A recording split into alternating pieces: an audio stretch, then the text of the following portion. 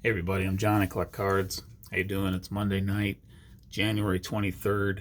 It's less than 24 hours from when the Hall of Fame ballots are revealed for 2023, and we'll see if anyone joins the crime dog Fred McGriff in Cooperstown later this year in the summer. But I don't really have a rooting interest or vested interest in really any of them who are on the ballot. So if anybody gets in, congrats to them. If nobody else gets in, then that's what it is. I don't have super duper strong opinions on folks getting in the hall, who should be in, who should not be in. It's like, of course I have some opinions, but, I think I guess my standing opinion is that it's sort of become the hall of the very good for a decent while at this point. So it's if people get in, that's awesome. Congrats to them. But I look forward to when folks like Ichiro will get in, or Adrian Beltre had 3,000 hits.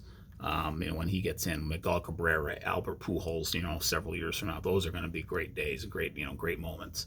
But if Andrew Jones can get in at some point, or if Billy Wagner gets in, he had a nice long career, very successful closer. People like that, or Todd Helton even. We'll see. So anyway, but I mentioned all that, and I have some old school video tapes I have here as a backdrop here, cleaning out the basement a little bit here as we're actually moving a little bit closer to getting a basement remodel going, which is could be very exciting this year. Hoping that gets going in the next couple of months. But I guess I'll have a different backdrop eventually for these videos. But anyway, I talked about the Hall of Fame thing there for a bit because it's sort of a segue into what I'm going to share here. In the last 3 weeks or so, I kind of sort of took baseball collector Mike Moynihan's kind of took his little suggestion and rode with it to build my own box of Topps 5-Star for 2022. It is among my favorite products of Topps that they do, and I didn't like the general design for the 22s this year versus last year, the 21s, which was only my first year of getting into 5-Star, but it quickly became among probably my 2 or 3 favorite Topps products. And I collected, almost 3 dozen autos, just, either whether it was through some breaks or just picking away and buying singles for a while of just various autos, because I really kind of, the auto collecting is kind of one of my kind of main interests since getting back in 3 years ago. But because it is one of my favorite products, I did want to still get a few this year. And so they're trying to build a box for what Topps was selling it for on release day, which was $250. Good gracious, it's $250 for 2 autograph cards. Talk about a lottery ticket. But wanted to see how many I can make out of 250 rather than 2, but still get some nice cards. Ended up with 6. And the final tally was actually $250.10 with tax and shipping on everything. So I came just over. So Price is Right rules, maybe this all doesn't count, but it is what it is. But from I'll just jump right into it here. I got 6 cards I'm going to share here. The first one was the most expensive one of the bunch. And I know this guy's a TTMer, but I did not have a good experience trying to get him TTM. And so I finally just said, screw it. I'm going to get his card this way, his auto this way, but I might as well make it a nice one. And that is Ryan Sandberg. I picked up an auto of his to 10. 6 of 10. It is the gold. I think it's a gold parallel. It's actually kind of hard to tell the gold from this on the sides this year. They look pretty good. They kind of look like old school plaques, I guess you could say, which is kind of cool. And one thing I do like about the design, after seeing a little bit more, I do like how for the hitters especially, you see the bats come out of the design of the plaque. So that that little 3-dimensional piece is kind of cool. But anyway, so here's Rhino, 6 out of 10. These are first autos for all of these, except for one actually, but in some ways it still is a first auto, and I'll get to that in a second. But I sent 3 cards out to Sandberg 2 years ago, roughly, and the cash, to go with it. And I never got anything back. Who knows what happened? Got lost in the mail or just whatever. I'm not blaming anybody. It's just sort of, I lost $20 or whatever it was in that. And I was like, I don't feel like taking that chance again. So, but I really wanted his auto. So I was like, all right, I'll buy a nice one. And that's what I did. So that one was about $75. I think 75 out the door it was for that. So I might have overpaid a little bit, but again, I was playing with 250 and I wanted to see what I could do with it. And I'm just happy to kind of get Rhino's auto at this point. And the second one I got here, this one came from Taiwan. And so I got it for a pretty low price, I think. But so I got it for just over $10 on the auction, and the shipping cost $10 too, because it came from Taiwan.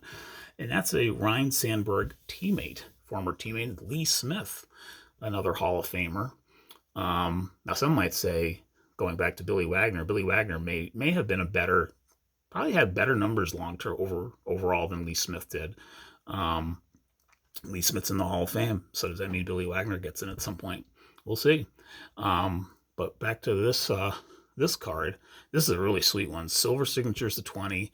Really like it. That's a blue parallel. It just goes so well with the kind of his Cubs, and I like that he's in the Cubs uni for this one. And so this was the card it is my first one of his, I think, because I have an auto of his that I don't really think is his. I bought a small batch of autos off somebody on Facebook, and and not no blame on anybody, just but I really don't, because I got maybe 3 or 4 in that from this guy, and I think the other 2 or 3 were fine, but I think Lee's was not signed by him. So I'm not 100% certain of that, but just seeing enough of this, what his signatures really look like and the angles of the letters, really don't think the one I got was real. So I wanted to get a Lee Smith auto from this when I saw that he was in the checklist. So, and I really love the blue parallel. So, and that what I think was not a real auto, I paid $5 or $3 for. So it's no big deal. But everybody has those kinds of collectors. I think auto collectors are gonna that's just gonna happen every so often. It just happens.